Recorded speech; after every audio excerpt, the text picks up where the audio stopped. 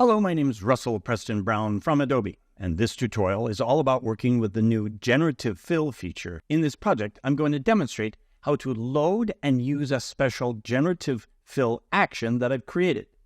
This action will create artwork from your original photographs. Check this out. Here's the cartoon vector art that you can create.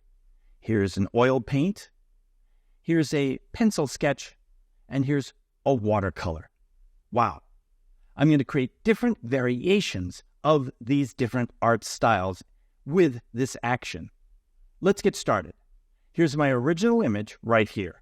I need to first download the action. You can find the action associated with this video. Locate the download link, load it onto your computer, and then you'll be ready for this next step. Right up here from this flyout menu right here, we're going to load actions.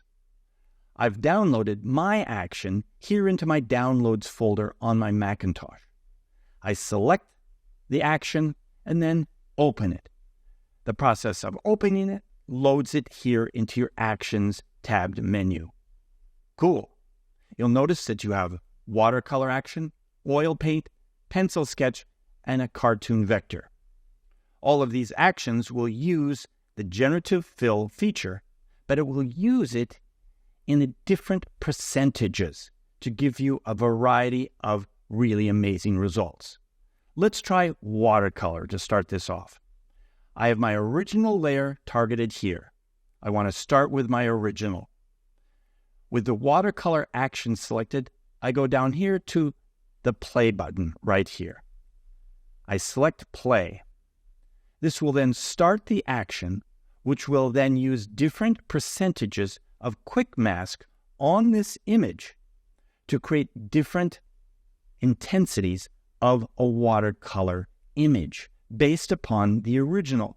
It needs to process for just a moment until you see all layers are complete. Okay, there you can see the processing is complete, and you now understand why it took so long, because I've created these different percentages of the original.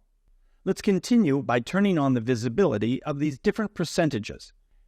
40%, 50%, which looks really interesting, then 60, 70, and 80% of the original to finish this all off. I've created this action with these different percentages so you can select just the percentage that works perfectly for your project. There you have it.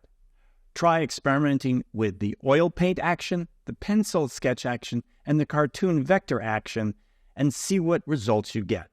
Remember to start with the original image, and if you have any error messages which should appear, simply stop the action and start again.